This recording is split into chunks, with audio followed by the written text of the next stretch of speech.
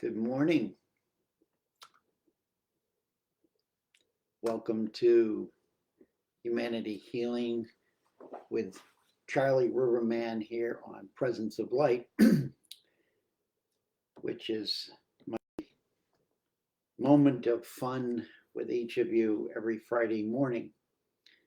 And I look at it as fun because I actually get to dive into myself and bring through what is coming up for me and share it with each of you, knowing that all of us are going through amazing changes right now and not many times realizing how important it is to have others expressing similar aspects and solutions.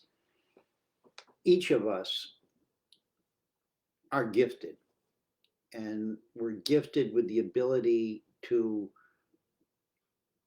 evolve. And this has been a long process of humanity, and we are still in this moment of evolving, and it's not comfortable in the least. So, bless all of you. Um, I don't see anybody on. I don't know where. Okay, comments. Okay, comments and chat are up. Okay, good. So, excuse me. I just want to welcome you and bless you all with peace, light, and love. So today's topic is a long changing moment. And that long changing moment is really about our evolution. And even though we may be only in a part of this evolutionary process, and we may say, well, what does it matter? I'm going to die. And so uh, that's going to be the end. Those are teachings that we've been taught that are not necessarily accurate. And I say that because I have died and I have come back. And I know that in that moment, it wasn't a fantasy, it wasn't a dream. And I don't seek people to verify it for me or to explain it to me, but I live in the energy of what I learned in that place of beingness, knowing that I, my physical body, was not engaged, but I, the true I, existed. Each of us have an ability to tap into that without having to go through that process of death. And in that case, it becomes a long changing moment.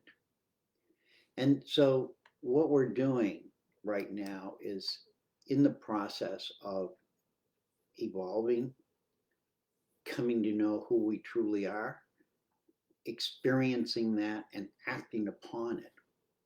And as we act upon it, we offer the world a new vision of what humanity is able to do as a collective, able to do when they co create. And co creation is one of my biggest issues. Everything I do, I look at it as co creation. I'm not doing it alone. Good morning, Victoria. Bless your dear heart. So, all of this is just to remember that each of us is another, is in another process of personal and collective change. What does that mean? Well, as we change individually, we change collectively. As we change collectively, we co create because we need each other to do this.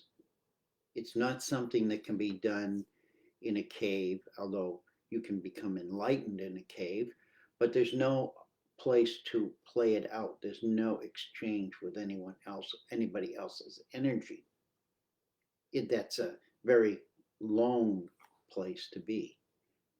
And most people who go to the mountains and live in the caves and become enlightened, they come back into civilization and try to share that wisdom with people that are there.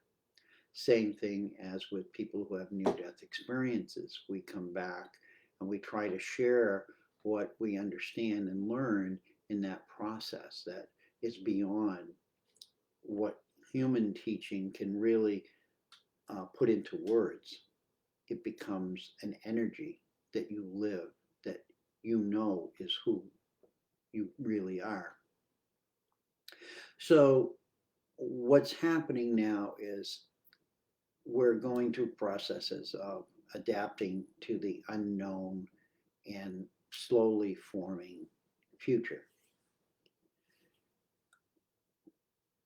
I wrote something in 2019. I want to read this now because this was, when I saw this, this is what inspired me to write about this.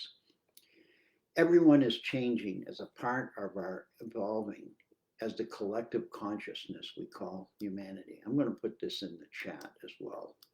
Let me put that there for people. Okay.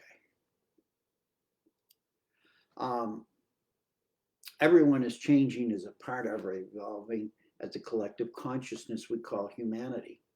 Many are suffering as a result of beliefs that no longer align with who they are in this moment. Be kind to yourself and honor what is not yet revealed as a gift you are being given, not a struggle to hold onto what no longer has alignment with your newness.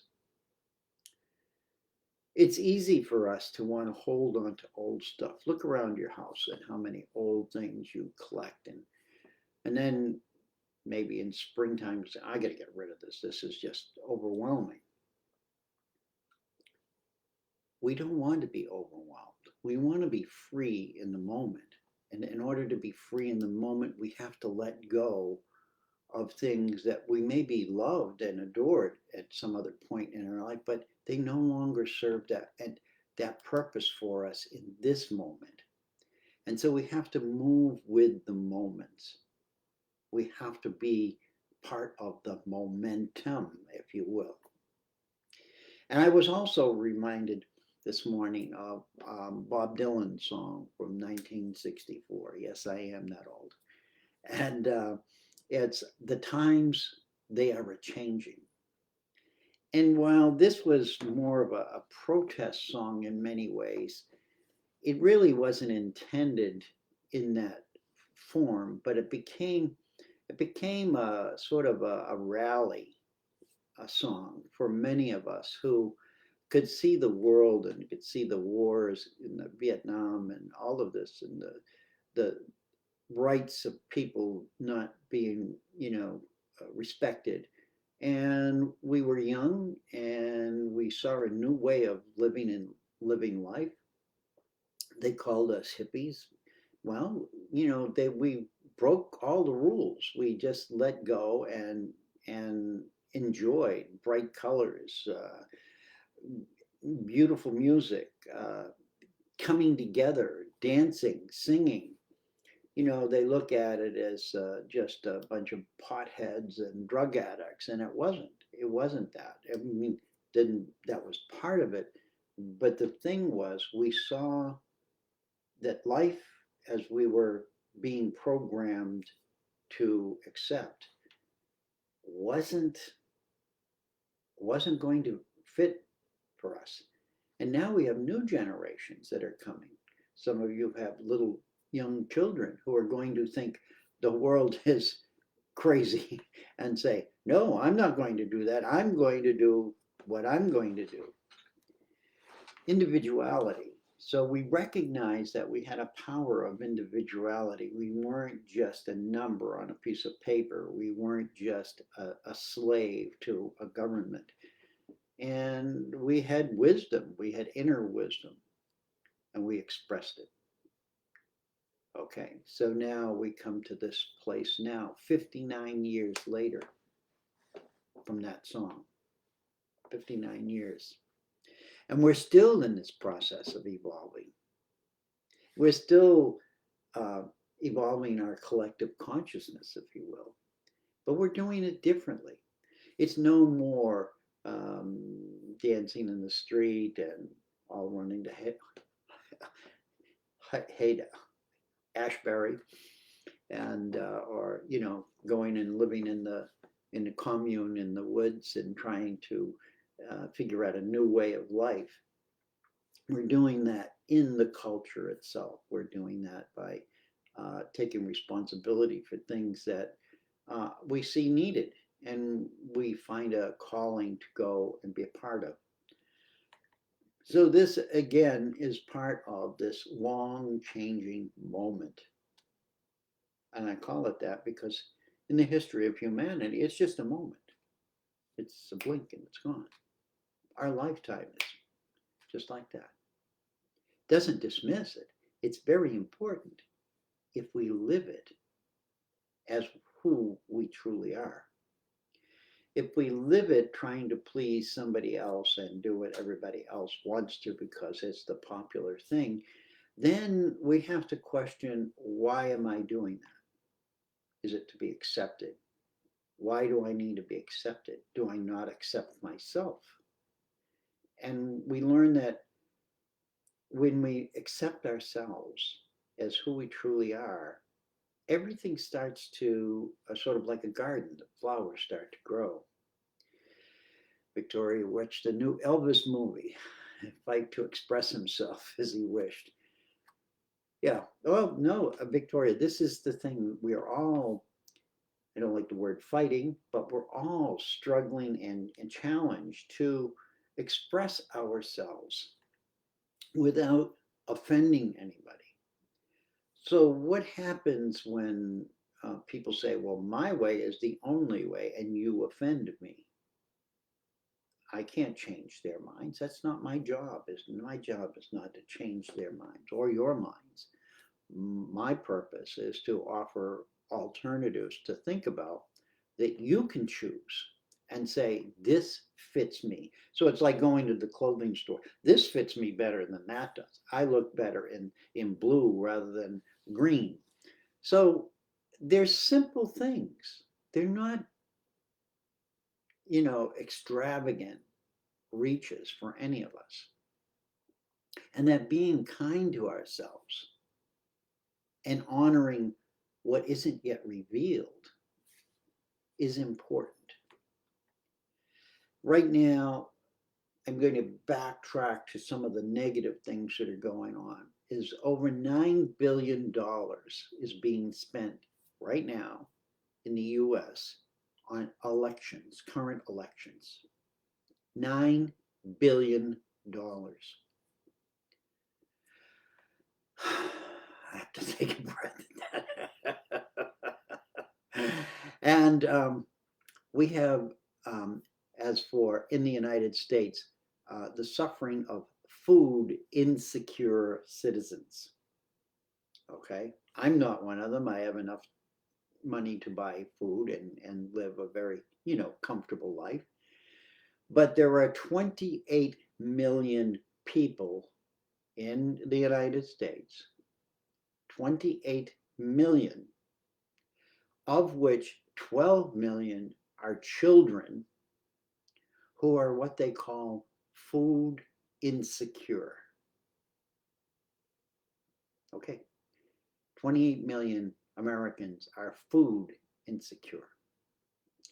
I just read an article where the cost of electricity and things has gone so high, people are actually getting sick because they're shutting off or turning down the temperature in their refrigerators in order to save money.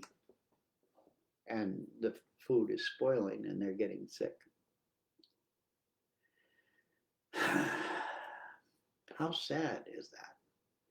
This is what we're doing while we have this big dance of all these wealthy beings trying to promote a candidate who is not going to feed those 28 million people. They're going to invest more money in weapons and uh, guns and things that are totally against all of us. So, with that said, just to express the probably for me the worst horror, I know what it's like not to have food. I was homeless. I know what it's like not to have food. I know what it's like to not have a place to live. So, what do we focus on in the midst of all of this? We can't be like the 60s and just go out and protest anymore. And that's okay, but we can protest in different ways. We can find little ways to um, help communities. We can find ways to weave ourselves into a collective where we co-create a better way for ourselves and each other. And this is all about focusing on our heart, coming back to our heart and realizing that within our heart is the energy of change, the real energy of change. Everything goes through the heart first, then goes to the rest of your body. Every breath you take goes into the lungs, feeds the heart, the heart pumps everything through your body, and this is how we exist. What is one of the number one killers in the world? Heart disease. Why? Because the heart is sick. The heart is being attacked continually with fear. Continually with fear. Fear is not an enemy. Fear is a natural biological expression in our bodies created by energy, the energy of fear. How do we get rid of fear? Little by little. First, we come back into our hearts and we come back and we see in that it's the energy center, the center of all our physical and mental action. The change that we seek for ourselves is within us and will affect everything around us. We are an active energy field in a larger energy field that has either a positive effect or a negative effect.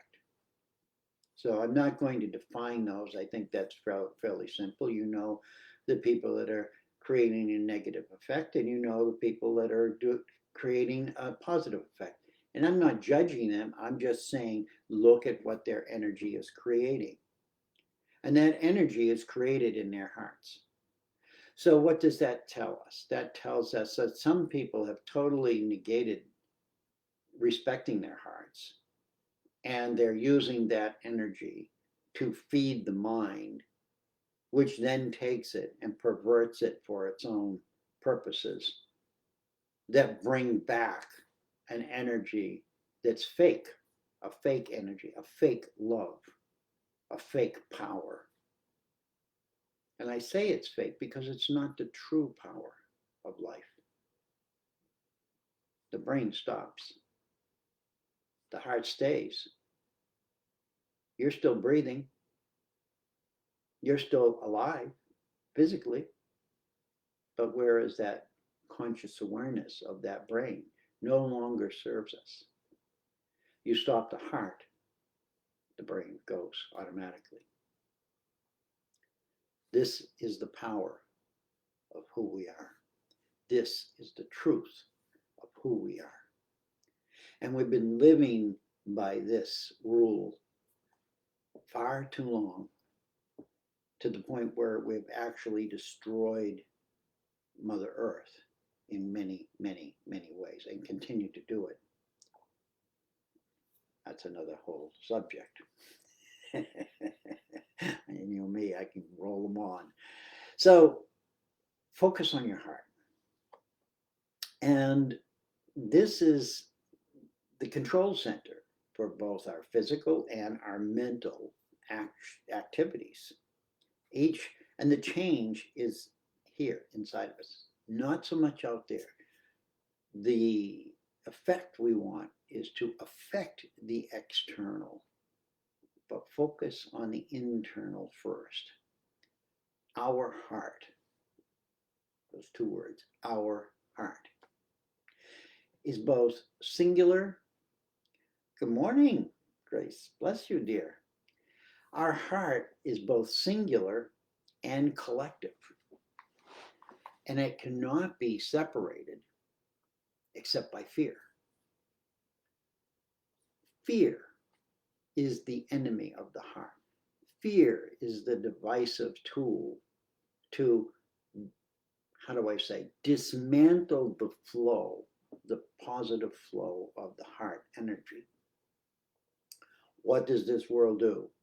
We feed fear to everyone. All governments, all rulers, all things feed fear into the hearts of those who they say they're representing and want the best for. They create fear at higher and higher levels, and they're not satisfied until they create a new weapon of fear.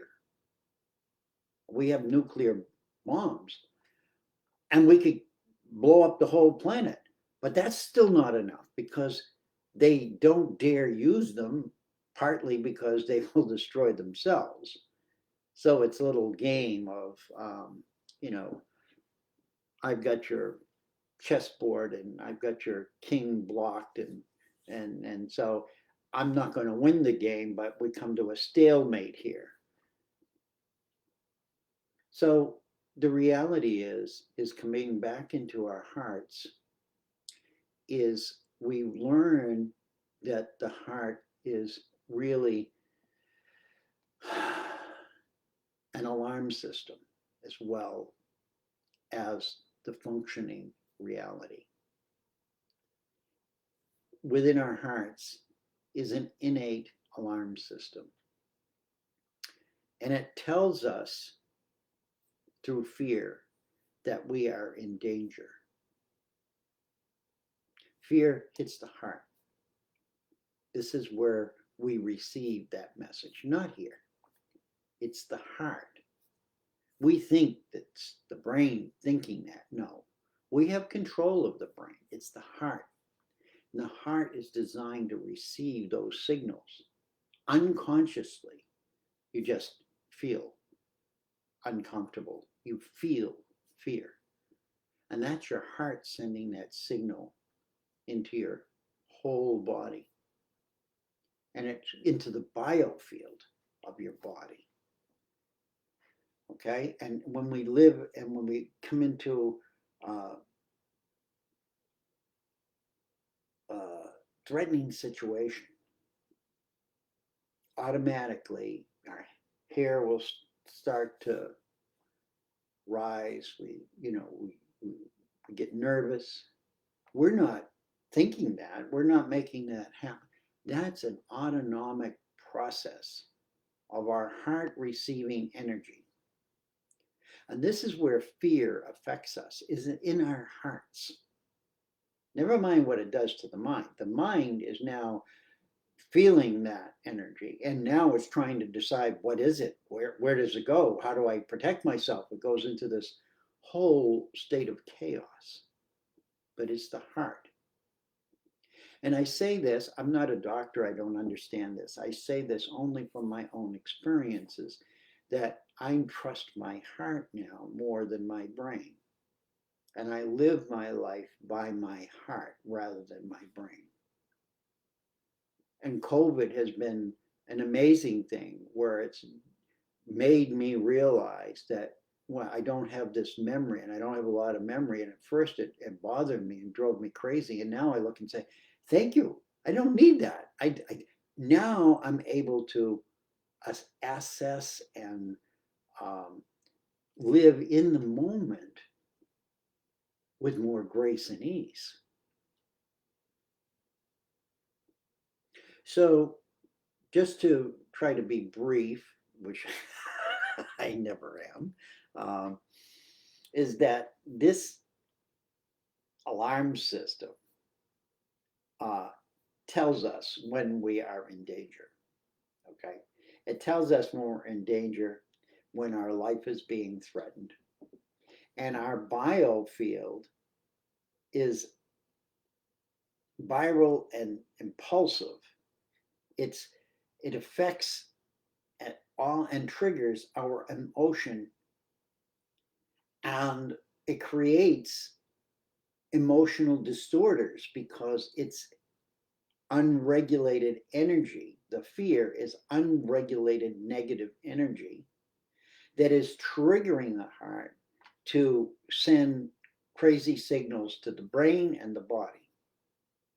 The heart knows when you are in danger, and it's sending the alarm system, like the fire alarm in your house or our schools or churches. It alerts us. And the effects of that begin to trigger emotional disorders. Each one of us. We've had panic attacks. We've passed out. We've not been able to breathe. You know, there's horrible things that happen to us when we are overwhelmed with that energy of fear.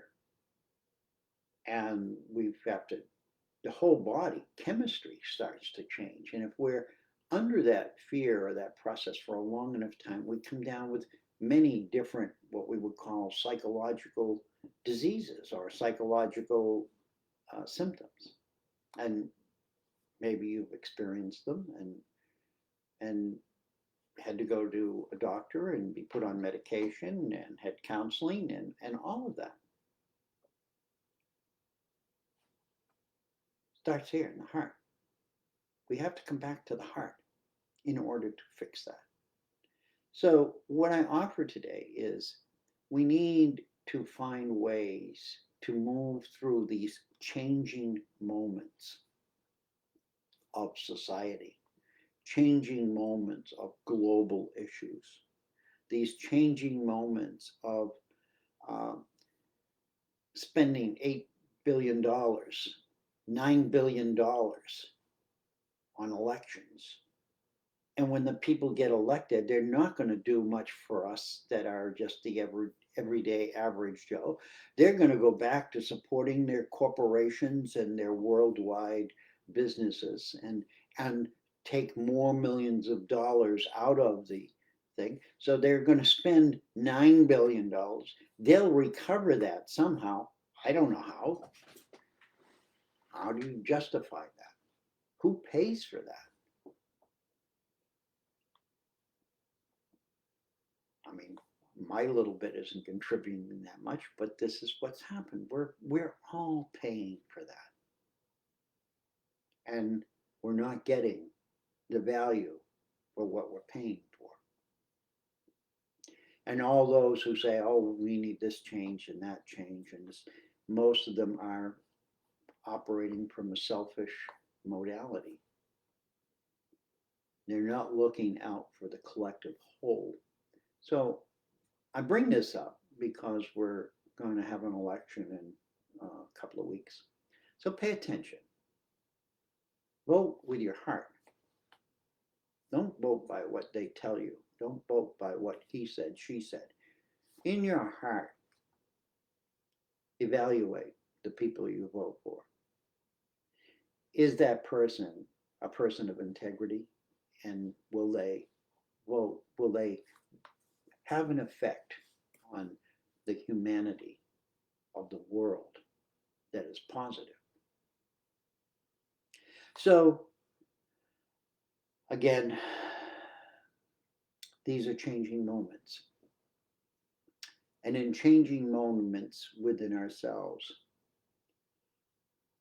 when we come to that place of disablement, when our biofield is viral and impulsive, what happens, it triggers emotional disorders within us. There's a multiple reaction and many different words and titles for them. But what needs to happen, and when we recognize that we are, I don't like the word in control, but when we're, the word corrupted, my guides are saying when you're corrupted, bless you, we're corrupted emotionally and energetically, we're corrupted. What we need to do is find moments of change. So, in closing, those are, first, we have to acknowledge fear. We have to acknowledge that it's fear that's causing this. The physical reaction is just the reaction to the fear, and each one of us will react uniquely differently, and some very much alike. If you get in a group, then you have a group collective. So the vision of, unfortunately, is a fire, and you're in a building and you have a group of people. That is a collective fear. And the fear, because everybody's feeling it, is even, it's multiplied. So I'm just expressing this so that you know that there are different levels. But even in ourselves, it can raise to that level if we don't have any way to stabilize it. So a simple thing, and you can look this up around, the internet. There's many ways of regulating fear, and one of them is through our breathing. And so if you take, short inhales and exhales that are timed, some do 4-4-4. You breathe in 4, hold 4, go 4. There's different modalities around all of that. But what you're doing is you're bringing your body back into a rhythm, okay? Because everything now is haywire. So what you're doing is find a way to meditate or to sing or repetitively say like a mantra or one of your favorite sayings. And it can be directed about yourself. But whatever it is to bring you back into a conscious mode that is an alignment with your heart that's saying something positive. Okay? Come back into the positive energy.